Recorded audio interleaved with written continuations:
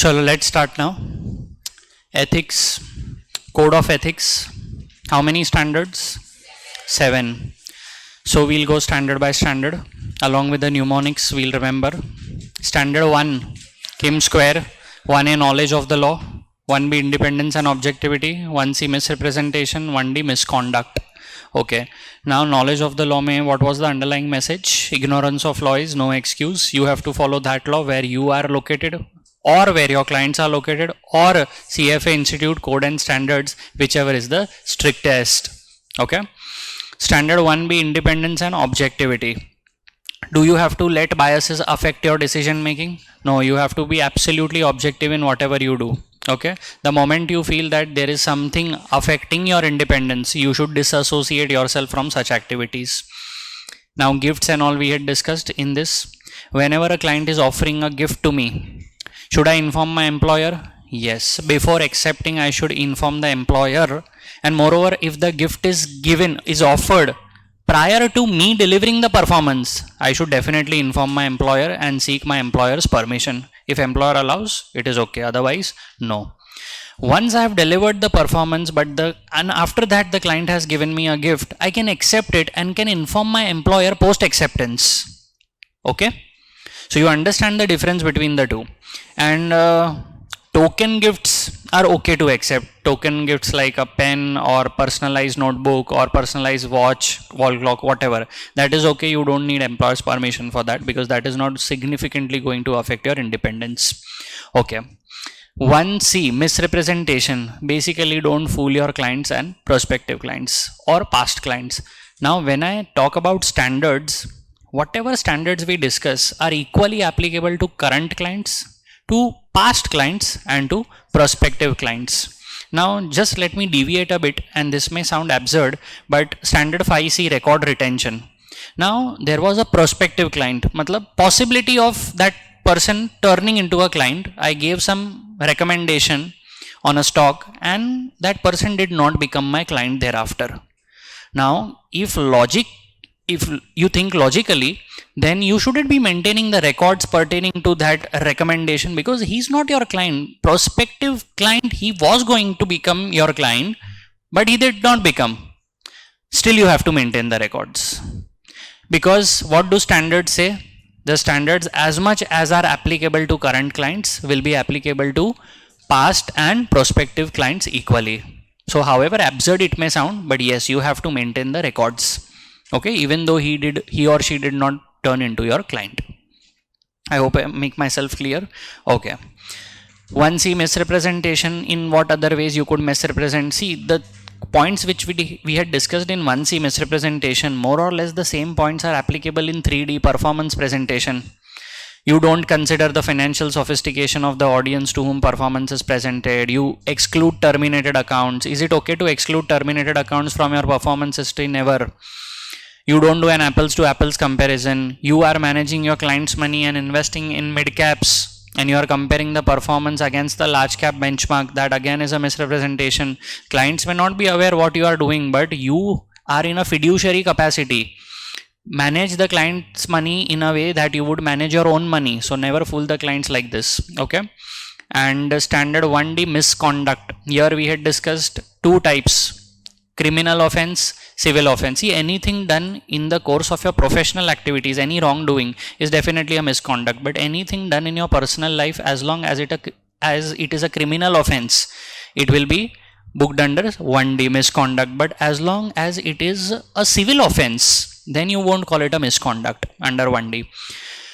And if you have any political opinions and all, and accordingly participate in any such political activities like civil disobedience movement, satyagraha, dandi march, Bharat Todo Yatra, anything, so in that case, is it misconduct under 1D? No, it is not a misconduct under 1D, because standards cannot prevent you from having political opinion. But if you engage in arson or anything like that, arson, you are firing the buses, you are pelting stones and all that, now that is a criminal offense, and if you are booked, then it will definitely be a misconduct. You can silently hold protests and all that, you can walk from Kashmir to Kanyakumari and all, but don't do anything which involves fighting and stuff. Okay. Understood this? 1D misconduct? ठीक है, fine. Now standard 2 M square, 2A material non-public information and 2B market manipulation. Now material non-public information means what?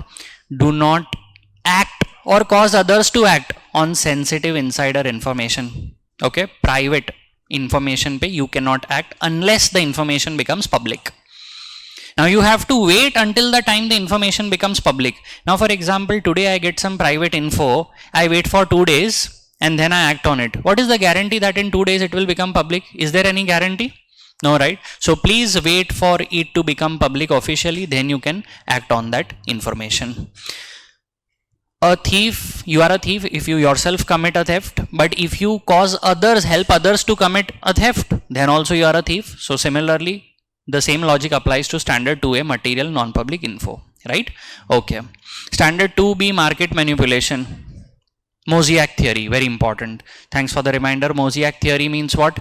You are having non-material non-public info, means you are having insider info which is not material, plus you are having public info. Now combining the two pieces of information, you can act on that information. That's not an issue. It is consistent with Mosaic theory.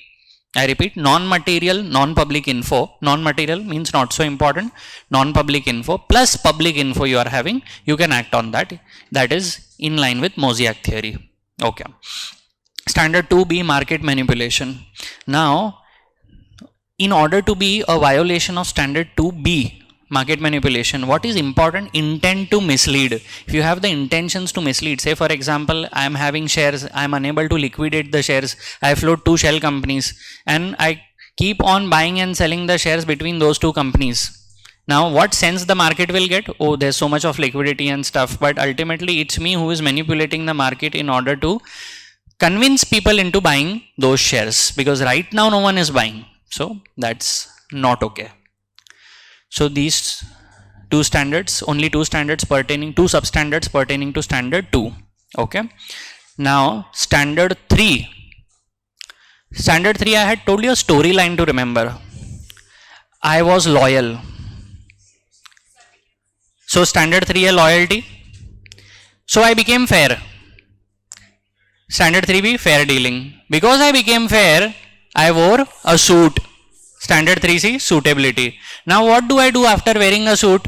I go for a presentation. So standard 3D, performance presentation. And in that presentation, I preserve confidentiality. So standard 3, preservation of confidentiality. If you remember the storyline, definitely you will remember the standard name and number line by line, sequence by sequence. Okay. Standard 3A, loyalty. You have to maintain your loyalty towards whom? Towards clients. Okay. Now in what way can you be disloyal? By treating the clients unfairly and all, by not giving them recommendations on time. Now also, if you are my institutional client, some of your institutional clients, some are normal individual clients, do I give the recommendation together at the same time? Yes. Okay.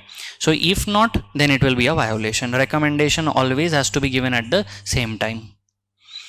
Standard 3B, fair dealing.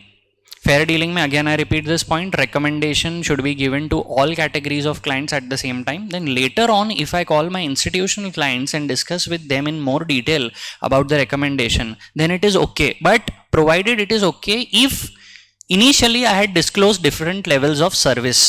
I have gold service, platinum package, silver package and all. So if you have selected the platinum package, which includes all kinds of services, then only you can expect to receive those extra services over and above the plain recommendation, right? And in case of individual clients, say most of them have opted for silver service, naturally they are not getting those extra services because that was never a part of my package. And later on, if I don't call them to discuss the recommendation in more detail, then it is not a violation on my part, because you were the one who did not opt for the premium package. Okay. So this is a very important point, fair dealing. And in fair dealing, if say I am managing a relative's account and that relative is paying fees, should I treat that person as a relative or as a normal client? Normal client only. Even though that person may be a relative, I should be treating that person as a normal client, because ultimately that person is giving fees. But if a client is not giving fees, then I cannot be giving preferential treatment to that client. Okay, then that's not allowed. Preferential treatment should be only given to those fee paying accounts. You can work for free for your clients, but then you give them subservient treatment, not main. Okay, fine. Standard 3C, suitability. Now first I discuss with my clients, I know my clients, KYC and all that happens. Then I have determined that the client suitability lies only in bond investing, because the client does not want to take on that much risk by investing in equities. Can I suggest equities to my client? No, I cannot suggest, because it is not meeting the suitability requirement.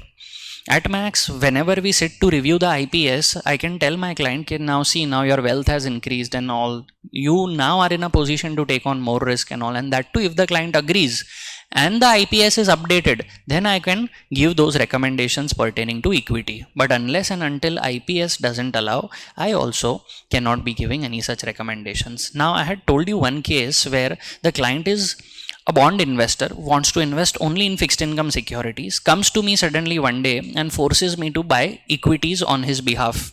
Can I entertain the request? No. So first I'll have to explain to the client that, boss, it's not within your IPS and it's not suitable for you, so avoid it. But the client is stubborn, no, he wants to buy it. So then what I'll tell the client, okay boss, see, I have done my part by explaining it to you that you shouldn't be buying such securities, but still if you insist, let us first update your IPS. The client is very smart. Client says, no, I don't want to update the IPS. So I also should be stubborn enough not to adhere to the request. But then here's also a catch. If I feel that the total effect on his overall portfolio is not going to be so major, I can execute the trade.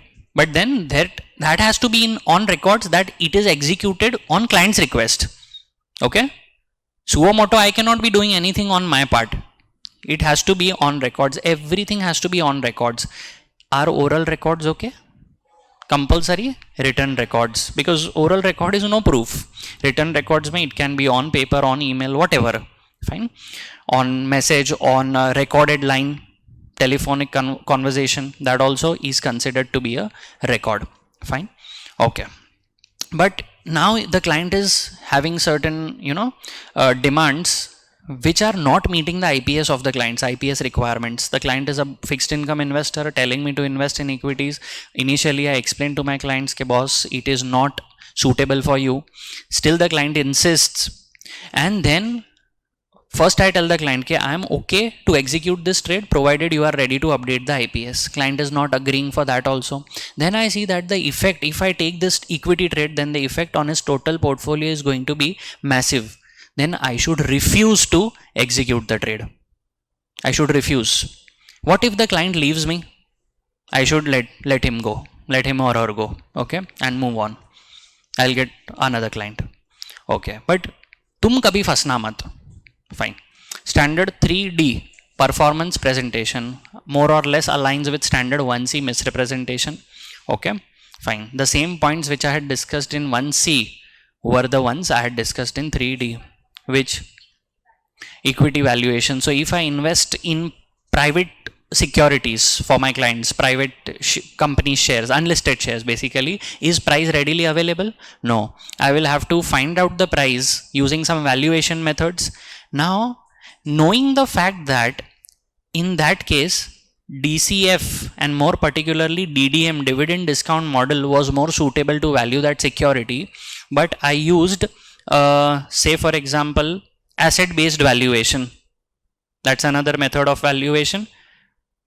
Asset based valuation was not suitable in this case to value the shares, but I still used it because it was assigning a higher value. That is also not okay. That also amounts to misrepresentation, and performance presentation may also, it will be a violation. And I had told you that one action could violate more than one standard also. It is not so stubborn that one particular action will particularly violate only one standard. No, that's not the case. It can violate more than one standard as well. Okay. Yes. No. It is more or less the same. Okay, fine. performance presentation mein, the misrepresentation can come only while presenting the performance, and in 1C misrepresentation can happen anyhow, even while or while not presenting the performance, like that. Okay. Standard 3E, preservation of confidentiality. Do you have to keep your client records confidential? Needless to say, yes. Only in 3 cases I can reveal things about my client, reveal details about my client. Number 1, the client himself or herself allows me to disclose the details, then I can. Point number 2, some regulatory authorities are coming to me and asking me details about the client, then I have to reveal the details about my client. Now regulatory authorities means SEBI, Securities and Exchange Board of India, RBI, Reserve Bank of India, then I cannot deny. CFA Institute, PCP, Professional Conduct Program, then I'm not in a position to deny. But if say a banker comes to me, client's banker comes to me and asks for details pertaining to the client, should I disclose? No. So what I'll do is I'll first secure client's permission. I'll tell the client that your banker has come to me to seek some information pertaining to you. Can I reveal that information? If the client allows, then I can reveal that information. And point number 3, when the client is accusing me of some wrongdoing, and in my defense, I want to naturally protect myself. So in my defense, I can disclose details about the client. Okay, fine. So these are the exceptional 3 cases where preservation of confidentiality can be violated, and that's okay. Fine. Okay. This was standard 3. By the way, there are many cases that we had discussed. So in case if I miss out on some case, please feel free to tell me. Okay. Fine. Now standard 4. Again, storyline you have to remember. I was loyal. So my boss offered me additional compensation. So standard 4A loyalty, standard 4B additional compensation arrangement. Because my boss offered additional compensation, my responsibilities increase. So standard 4C, responsibilities of supervisor. So standard 4A loyalty. Now this loyalty is towards whom? Towards your employer. Now in what way can you be disloyal? First let's discuss that. I am currently employed somewhere, and in my office hours I do my side business also. Is that okay? Not okay.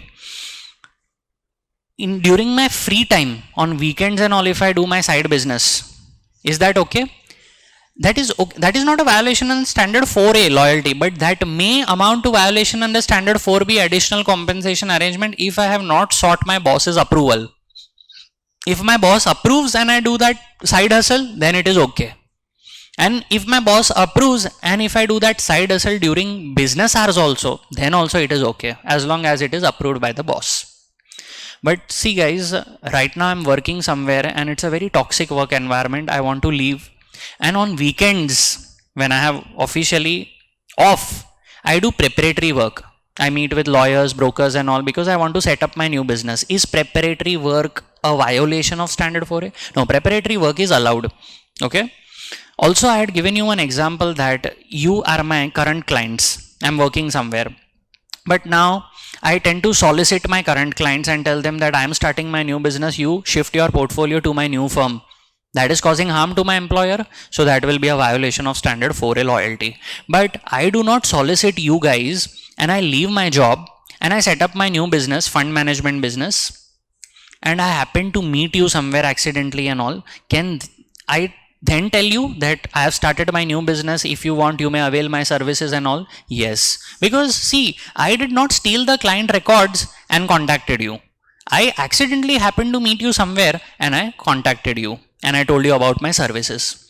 Or else what can happen is, if you guys are also institutional clients and I leave my job, now you guys, you are institutional clients, your details are publicly available, your name, number, email ID, and I contact you from that publicly available info, then that's not a violation. That is okay. The point being, underlying message being, if you contact your current clients once you leave the job and then you contact your current clients from stolen database, then that would amount to violation. Okay, fine. So this was all about standard 4A. Standard 4B, additional compensation arrangements. Now if you are doing some side hustle, you have to take boss's permission. I had given you my example. I wanted to teach on weekends but my employer did not permit me. It was nowhere related to the work, but then the question was of divided attention. I may not be able to fully devote my time and energy to my main job. So for that reason, my employer may have not allowed me.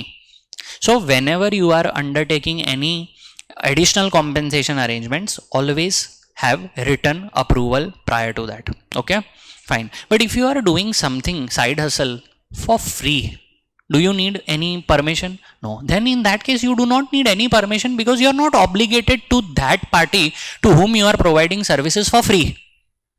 Okay, fine. Also, compensation can only be in cash or it can be in kind also. It can be in kind also. I am doing some side hustle and I am getting the compensation in kind. Still, it will require prior written approval from my boss. Okay.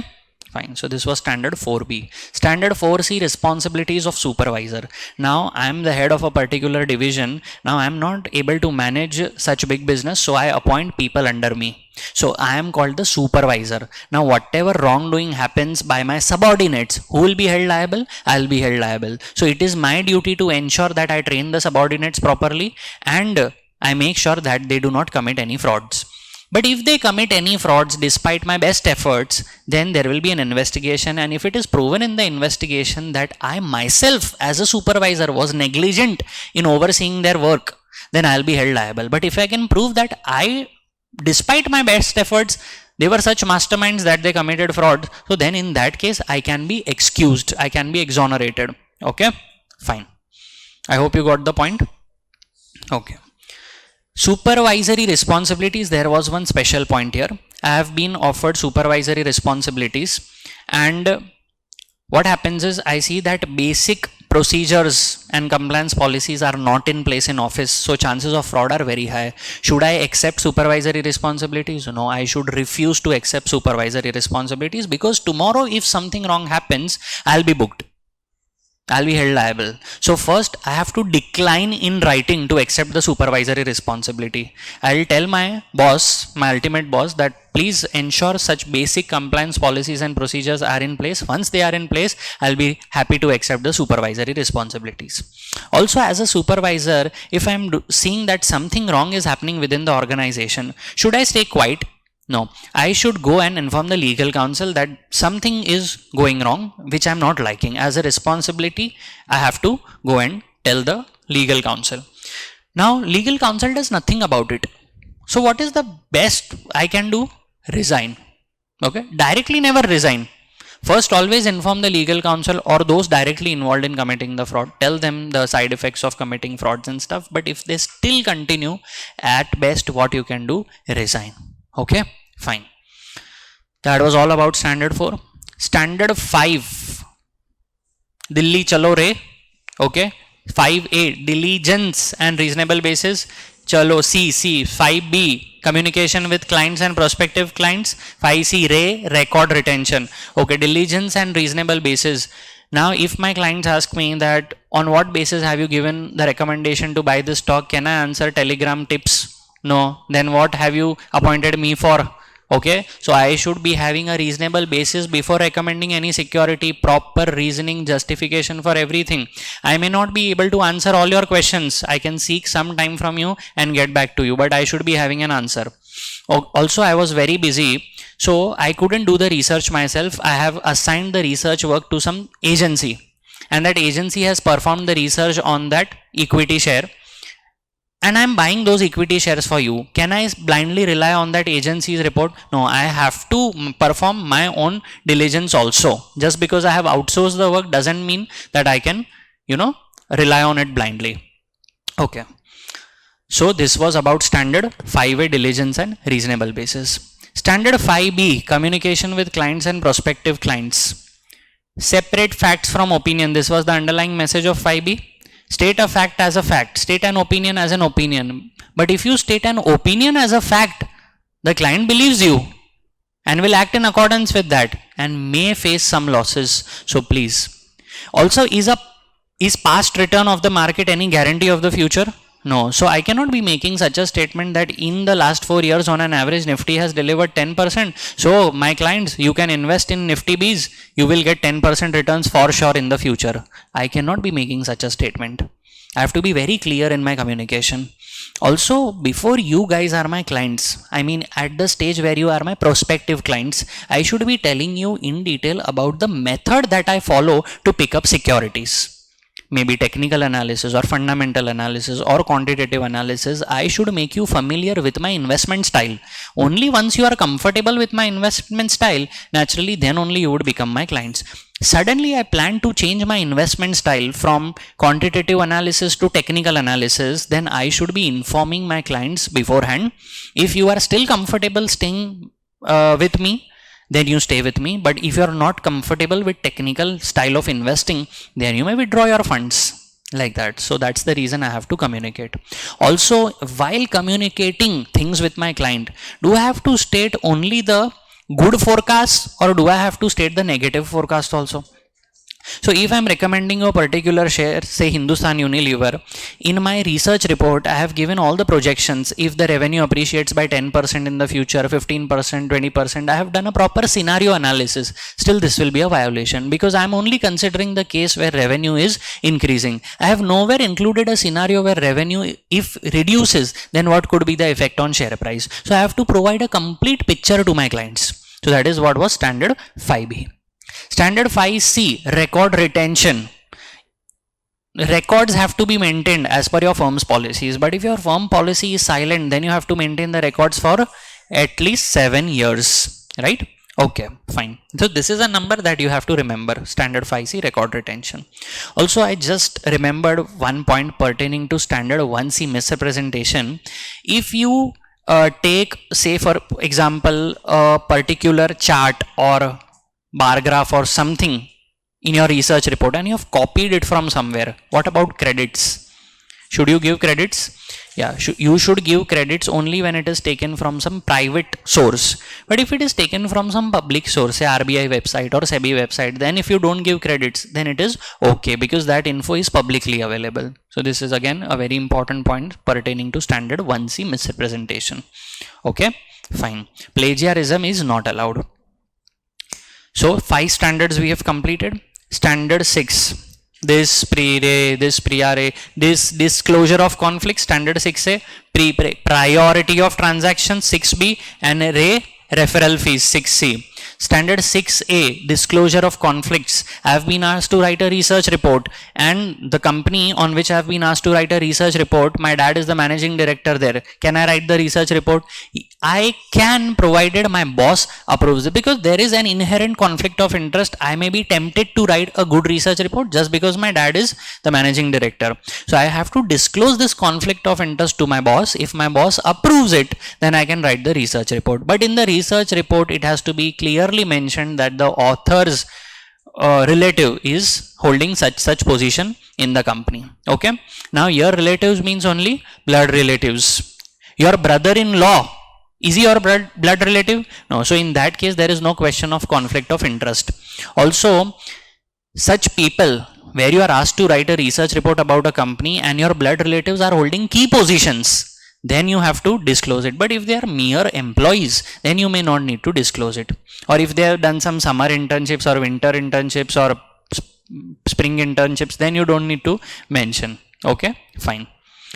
Okay, now I am asked to write a research report on Hindustan Unilever Limited. Magnum is my favorite ice cream. Do I need to tell my boss that boss, Magnum is my favorite ice cream, so still should I write research report on Hindustan Unilever? So the point I am trying to make is, if you are using products of the company on which you are supposed to write a research report, that is okay. I mean, that is not going to create such conflict of interest. Okay, so that is permissible. Standard 6B, priority of transactions. First priority should be given always to the client. Second priority should be given to the employer, and third and last priority for yourself. Okay, Shah Rukh Khan's speech, Chak De India, remember? Okay, fine. So standard 6B was this much. Standard 6C, referral fees. Now I am a fund manager and naturally I have to direct your trades through a broker. Now I tell all my clients that you please use the services of particular brokerage. and that broker gives me some commission because I am giving him business. Should I disclose that arrangement to you? Definitely, I should disclose that arrangement to you, because then you clients would be in a better position to judge whether Mihir is recommending that particular broker just because he is getting some cut from the brokerage, or because he is a genuinely good broker, like that. So my job is just to disclose the arrangement, then it is up to you whatever you want to perceive it.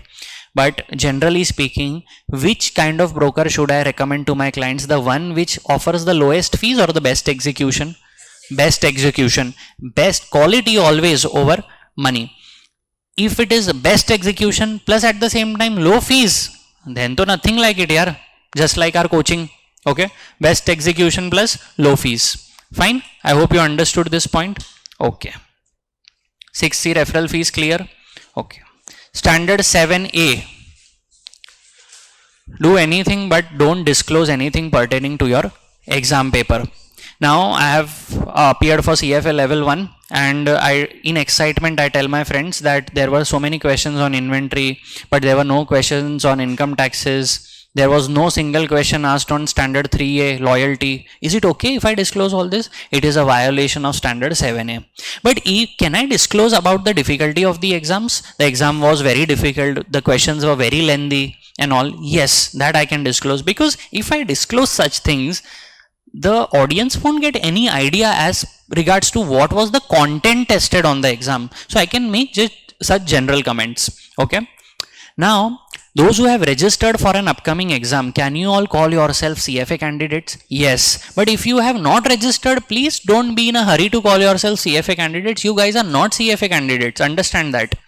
Okay. You are simply CFA aspirants. Okay. You clear level 1 exam and you have not registered for level 2 exam. Can you call yourself a CFA level 2 candidate? No. After your name, say for example,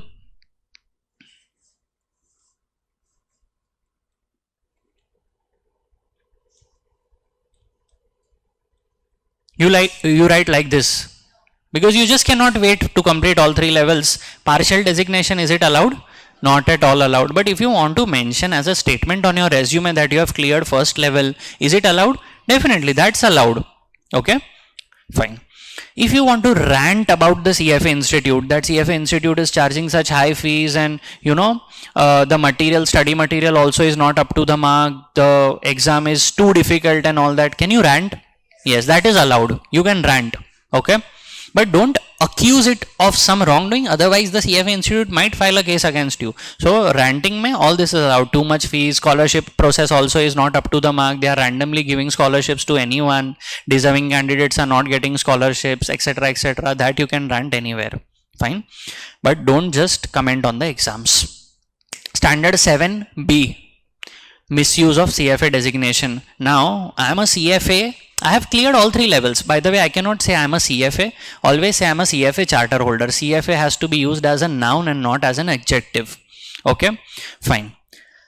Now, currently I have not paid the membership fees. So if you must have noticed from my LinkedIn, I have removed the word CFA after my name, because currently I am not a member. I have not renewed my membership. The moment I pay my membership fees, I will renew my membership, and then I can continue using the word CFA after my name.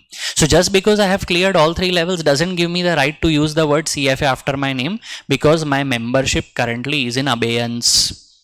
Okay, fine. Any doubts in 7B? Yes. Okay. Sure. Tell me. Which option? Acha, you are discussing about some particular question? Okay. So let us discuss that separately. Okay. Right now I am just touching upon the concepts. Okay. Fine. What else was there as a part of standard 7B? If I am a CFA charter holder, after my name,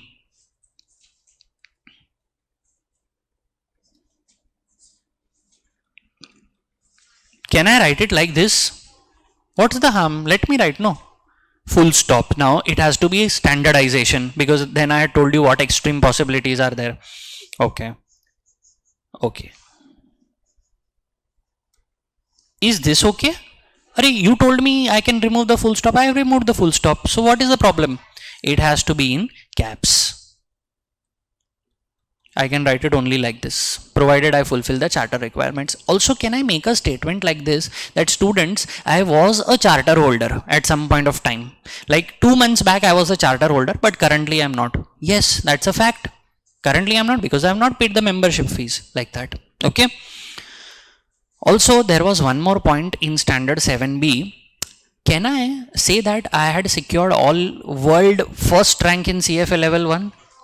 Are there ranks in CFA? No. Can I say that in Eco I had secured 70 out of 80? There are no marks also. The CFA Institute, when you get your results, it just gives you the performance in terms of percentile. What is the percentile score on each subject? And overall, if you have secured above 90th percentile, that's what you get to know. But there are no rankings. So if someone is telling you like that, then it's a violation of standard 7B and a violation of standard 1C misrepresentation, like that. Okay. Also, can I say that CFA level 1, 2 I cleared on my first attempt? Yes, if it's a fact, I can say that.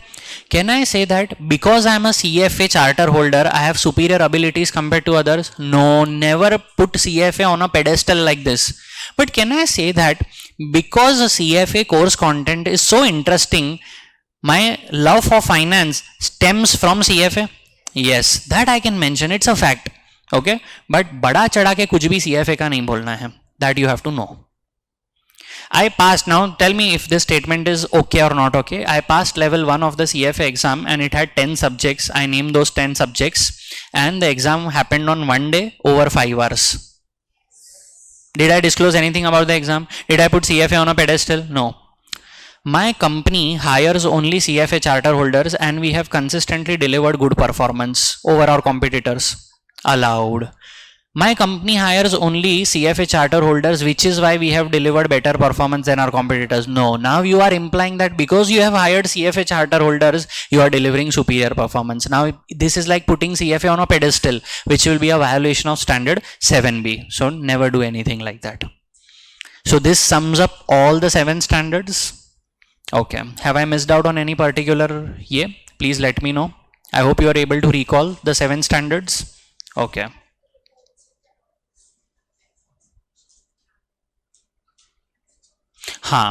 Now when it comes to record retention, standard 5C, one point was that I'm using a laptop which is my personal laptop and I have stored office files on that laptop.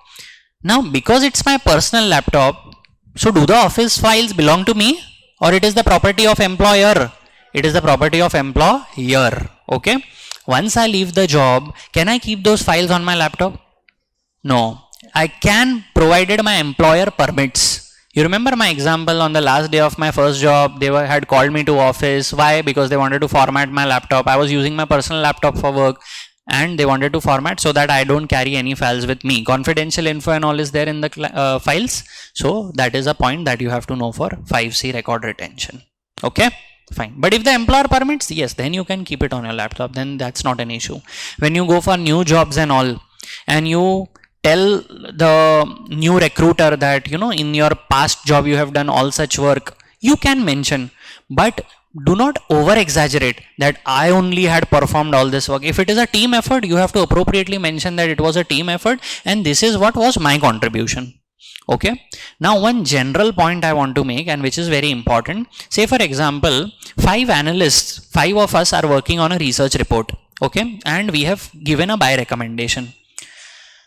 I had performed some analysis on that stock and with the overall buy recommendation, I am not happy. My view was to sell.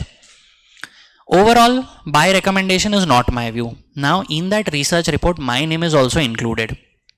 So first I should tell my boss that, you know, sorry, I do not believe that it should be a buy on this stock. So please remove my name from the research report. Because I have a different opinion, sell. But now the second case that I am discussing is I may have a sell opinion on that particular stock, but then I consider the views of different analysts also, and I believe on an overall basis buy recommendation is proper. Even though personally I believed cell recommendation was better, but after considering the work of different analysts and on the company level, the company as a whole has given a buy recommendation or firm, and I agree. So even if my name is there on the research report, I can include my name in that research report. That's okay. Provided you have to agree with the overall opinion. As long as you agree, your name should be attached to the report.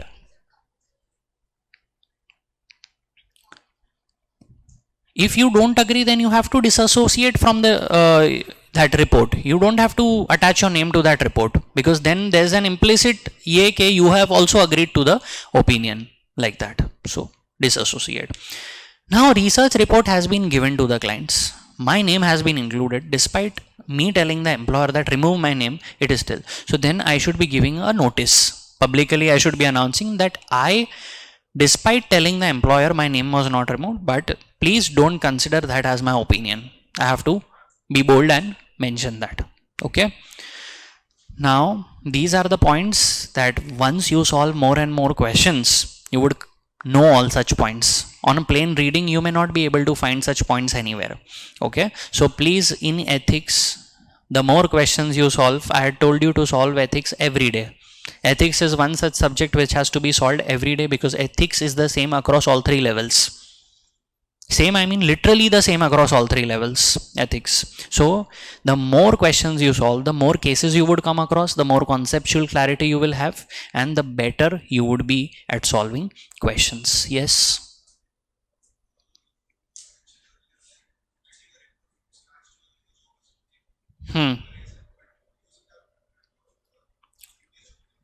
Okay, now I was working somewhere and I had prepared a research report on Tata Motors. Okay, I left that job, and in my new job, I had tracked Tata Motors so extensively that I can produce the new research report entirely based on my memory. I can do that, but then I need to have supporting documentation. Research report should be backed by proper documentation. Just on the basis of your memory, you are preparing the research report. That's not okay. Okay, fine. Soft dollars. Okay, now soft dollars, if I discuss about soft dollars, I am some broker. I had given you the example of a broker. He's giving me some services which are beneficial for me personally, for the fund manager, and not for the clients as such. But then I use my clients, I direct all your trades towards that broker. That is called soft dollar. But is it okay? I'm using my clients to fulfill my requirements, that is a violation of soft dollar. But if that broker has given me some research report which is useful for my clients, and then I direct your trades to that broker, is it okay in accordance with the soft dollar policy? Yes. So there will be a soft dollar policy for every firm. You just have to check whether it is in accordance with the soft dollar policy or no. Point being, any service that you take has to benefit your clients, and then if you direct your clients trades to that broker, then that can be an appropriate use of soft dollar policy. Yes? Okay, fine. Anything else that you want to discuss? Okay. Okay. Misrepresentation, yes, definitely. If 4 of you have made a research report and then in your new job you go and tell your boss, your new boss, that you had made the entire research report, you are misrepresenting your performance. Okay.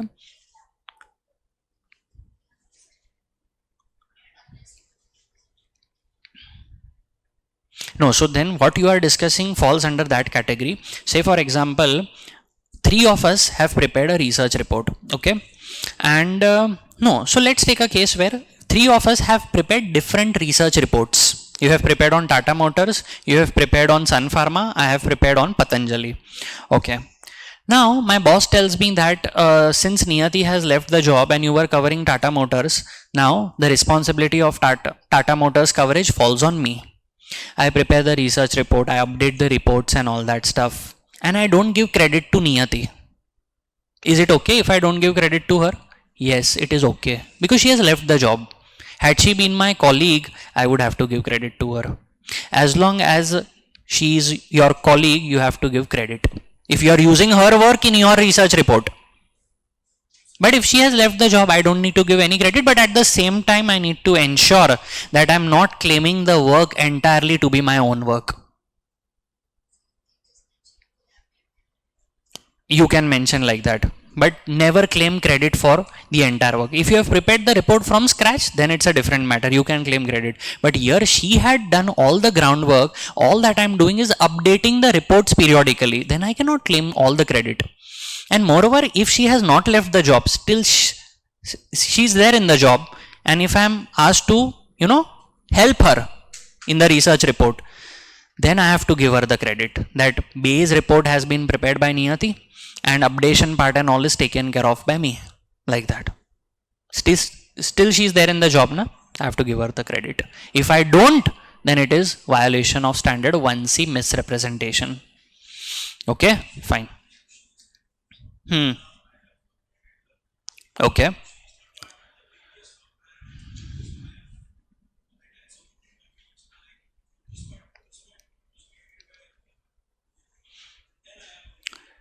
You can choose not to name her because she has left the firm, so you don't owe her anything, but supporting documentation always should be there.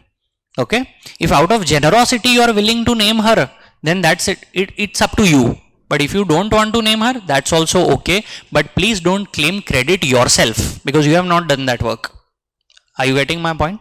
Okay, these are very small points that you need to consider. And of course, in theory, needless to say, reading is a must. More than reading, practicing questions is a must. I have given you enough questions to be done for ethics. Okay, I hope you are doing that every day. Okay. Yes, mostly it is pertaining to that, and not referral fees as such, but any service which I receive for my personal benefit, I am using client trades to direct that, to fulfill that obligation. That is a violation of loyalty.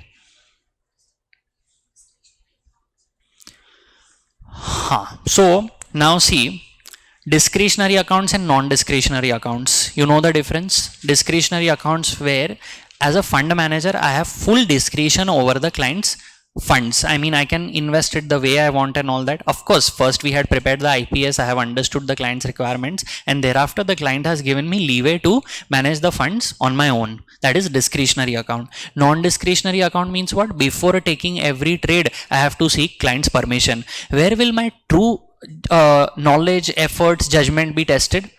Discretionary accounts, like that. Okay, so this is the difference. Anything else that you want to know? Please, it's an open forum, you can discuss. Very important. Standard 3C. Standard 3C is suitability. Oral records are no records. Telephonic conversation is okay as long as it is on the recorded line, that's okay. Yeah, of course, 100%. See, what used to happen was, in my earlier job, there were trades that used to happen between the bank and the client, and those trades used to be confirmed on recorded line, and there was a document also for that. So that recorded line conversation used to be a valid proof that the client has confirmed the trade, like that. Okay, fine. In fact, now just yesterday I was discussing with someone, Bloomberg terminal, right? Any FX trades that you do and you confirm it on Bloomberg, it is considered a record, a valid record. Bloomberg pe there is a messenger, as long as you confirm on that messenger, and there are other services also, so it is considered a valid record, like that. It has been approved by ISDA, International Swaps and Derivatives Association. It has been approved by RBI. So all the regulatory bodies have said that as long as the confirmation is done on Bloomberg, it will be considered an appropriate record. So that also is possible. Okay, fine. Proxy voting is what? Basically that you see, I'm a fund manager, you all are my clients. Now you have no knowledge, you have no time also to track your investments. That's why you have appointed me. Now I'm your proxy. So whenever the companies where I have invested your money conduct an AGM, I go to the AGM and vote on your behalf. That is called proxy voting. Now I should be voting in my best interest or the client's best interest? Client's best. So there are two directors, A and B. A is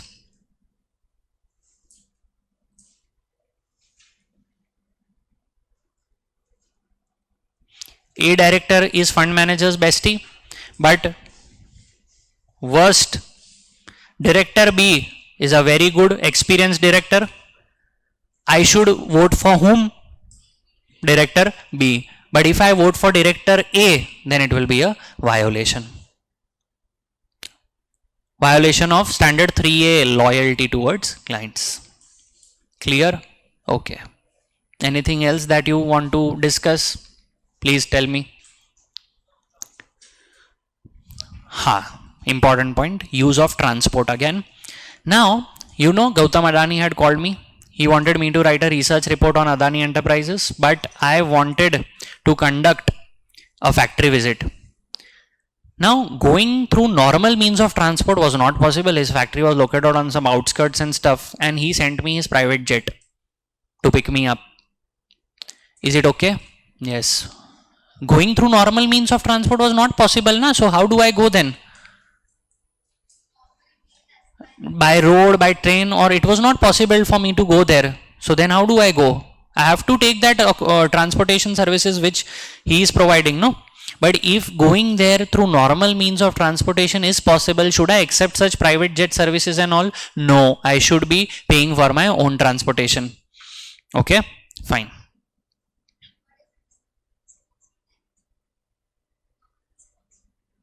If there is a policy that they provide accommodation to everyone, but then what the standards say, as far as possible, avoid any sort of obligation, because then it will affect your independence. Like that. Clear? Okay. Anything else that you remember? Because see, what happens in ethics is there are so many cases. I might forget one or two cases here or there, so you can let me know. Okay.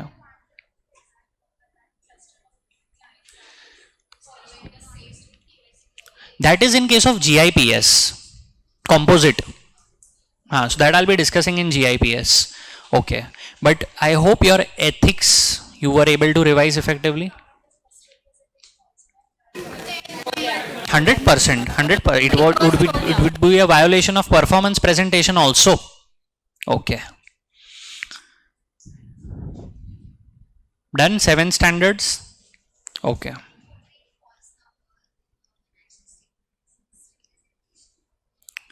Misrepresentation.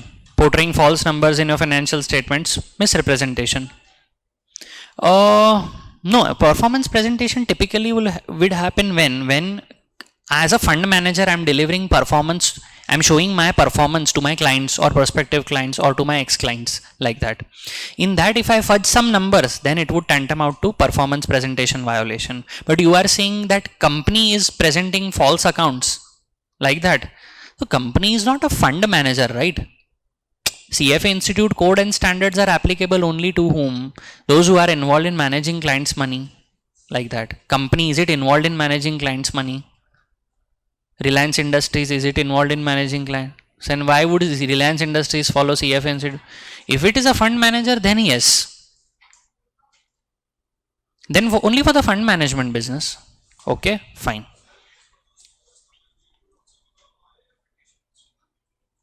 No.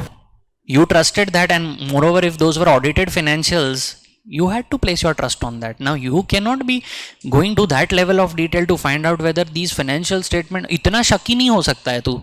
Okay, fine.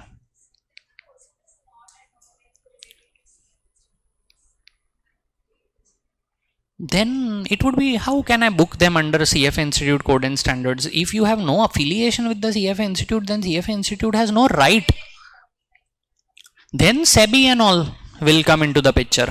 CFA Institute can sue only those people who are CFA members or those who are CFA candidates to those people. Okay, fine. These standards apply to CFA Institute candidates and members, remember that. And one more time I repeat, these standards apply to ex-clients, current clients as well as prospective clients. Okay, tell me.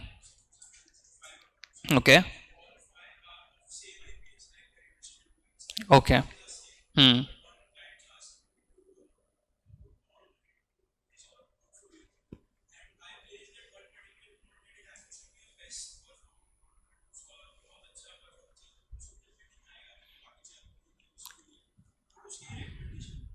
Okay, now you are seeing 5 clients, they have the same IPS, and one client is telling you to buy a particular bond. Step number 1, you check whether it is confirming with the IPS. If it is, you buy it. But then you see the effect on overall portfolio also after buying this bond, what is to be the likely effect. Okay, now you feel that it is okay, it is in accordance with IPS, overall portfolio may also it is not having a major impact, you can buy it on your client's behalf like that. But then you cannot claim credit for that because it is not you who had bought the bond, it was bought on the client's recommendation. So then if that delivers bumper returns and then you go and tell your ex current and prospective clients that for my client I delivered superior returns, then that would be a violation because you are misrepresenting. Your performance presentation also would be violated. You can be specific like this, that for this client has got 26% returns in the year, but if I exclude that particular trade which the client had recommended, then the returns average only to say 12%. That 12% represents your true performance. The balance 14% which he has got is because of that bond investment which the client himself had recommended. Now fair dealing, no, I told you, no, that's why step 1 you checked whether it was in accordance with the IPS, step 2 whether it was having an overall effect and all that on his portfolio, major impact. You saw that both the points are okay, so you went ahead and invested, but then don't claim credit for it. Okay, fine. Okay.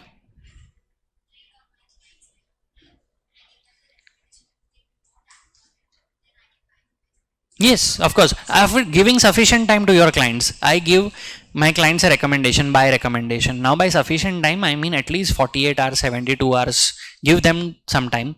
Then ask your employer. I mean, if the employer wants to buy it, then lastly, you should buy it. Okay. And one more thing, you have given a buy recommendation to your clients and you yourself are selling those shares. Is it okay? Yes, provided your employer is informed of the intentions that why you want to sell the shares. If you are having malicious intentions, then that's not okay. But if you want to say pay school fees of your child and all that, for that you need funds, then you are informing your employer that because of this reason I am selling the shares, then that's okay. Also, one more thing, I have given you all a buy recommendation and some client calls me and tells me the next day that he wants to sell those shares.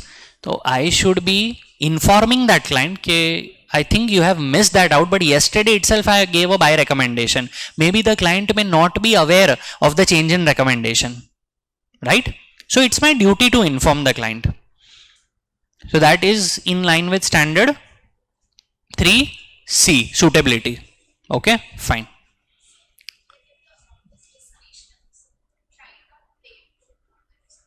No, client can't blame me unless I have done something extremely stupid and foolish for which I have no justification at all. Then the client can sue me. But see, losses are part and parcel of the game.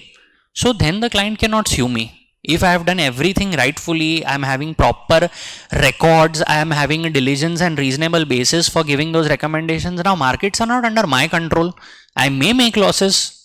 And that is what the active fund managers are doing. They are not able to deliver superior returns and moreover their fees are eating up the returns.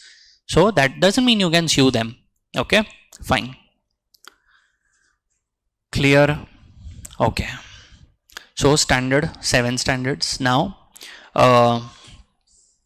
GIPS, Global Investment Performance Standards. I had summarized GIPS for you. Again, I would do that. Okay. GIPS, is it compulsory for you to adopt as a firm? Optional. What is the proof that you have adopted GIPS? You get it audited. Audited from whom? External third party. No one from your internal firm can do the verification. Verification, is it compulsory or optional? Optional. Okay. Verification, first of all, when you claim compliance with GIPS, can you claim only for one specific part of your business or for the whole?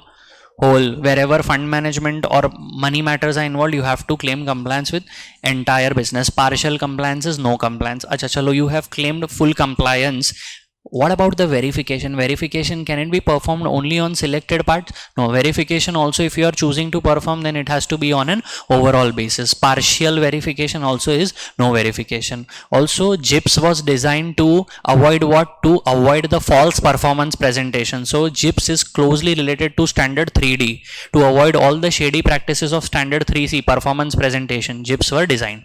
Okay, so these are some points. Then GIPS may, first of all, I have to divide my clients into composites. I should be selecting clients in composites on the basis of their investment styles. Now client 1 and 2 have the same investment style, so I have included them as a part of one composite. 3, 4 have separate investment style, so they are a part of different composite. Composite, in short, is a group of clients where I'm managing the money according to the similar strategy. Same exact same may not be possible, but similar. Is it possible that a composite can have only one client?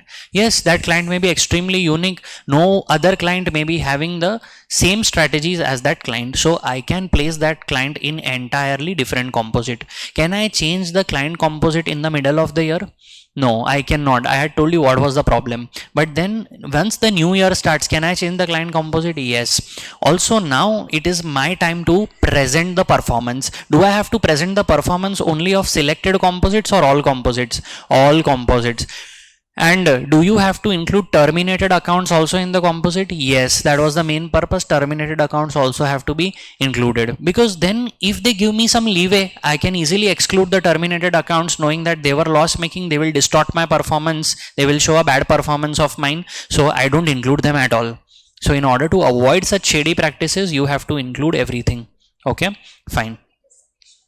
Only discretionary client should be included in the composite. Not only discretionary and fee paying client should be included in the composite. Okay, so these two conditions, it's not or, the requirement is not or, the requirement is and. Discretionary and fee paying clients only should be included in the composite. Okay, fine.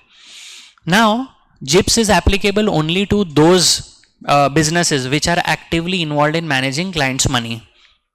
Now Reliance Industries, it is into the petroleum business. Will it adopt GIPS? No. Is it involved in managing clients' money? No. There is one person.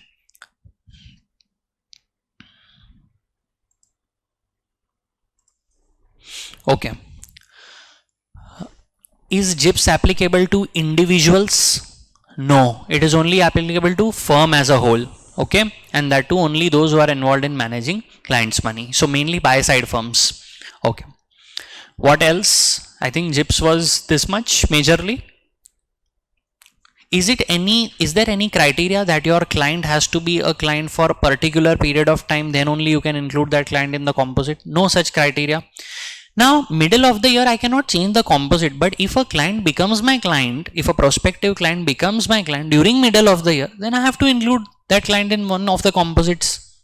Okay, fine.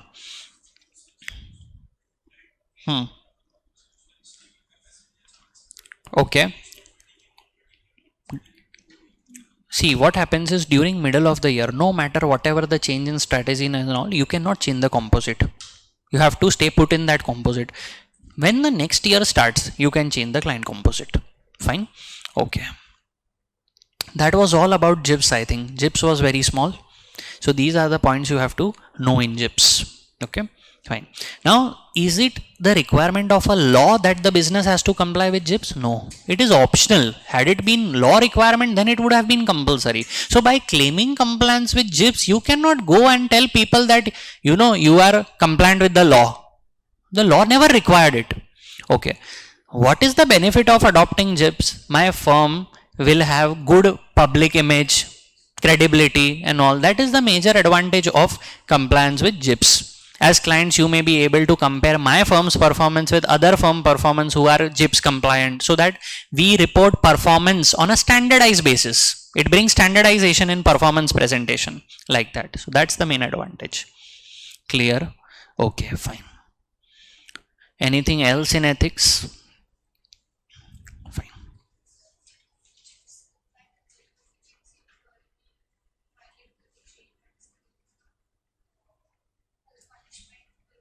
To the employee.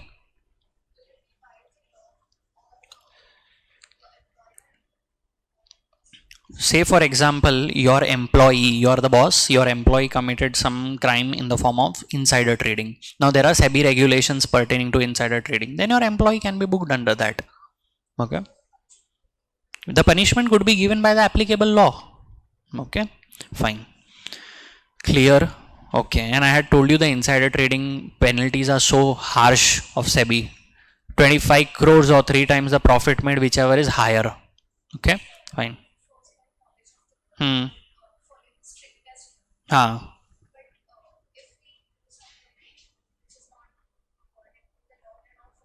Hmm. Who? Who they means who? CFA Institute. The regulatory bodies. Regulatory bodies can sue anyone, irrespective of you being a CFA charter holder, member or no. Even if you are a common person not related to CFA, regulatory bodies have the right over everything. But CFA PCP Professional Conduct Program has right over only over CFA candidates and CFA members, like that. Okay, fine. Hmm. Okay. See, in case I am an employer and one of my employees has committed a crime pertaining to insider trading, first there would be an investigation. Now, if it is proved that I was also in connivance with that employee, I will definitely be booked, because as a supervisor I was negligent and moreover I was fraudulent. But then if it is proven that despite my best efforts I had taken all appropriate practices and everything to check that no such wrongdoing exists, but still it happened, then I cannot be booked. Okay, fine. Hmm. Okay.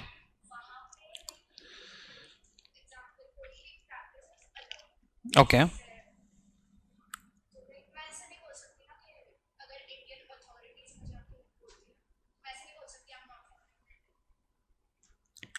No, then you will, you matlab Indian authority has jurisdiction over you, na, so it can sue you like that.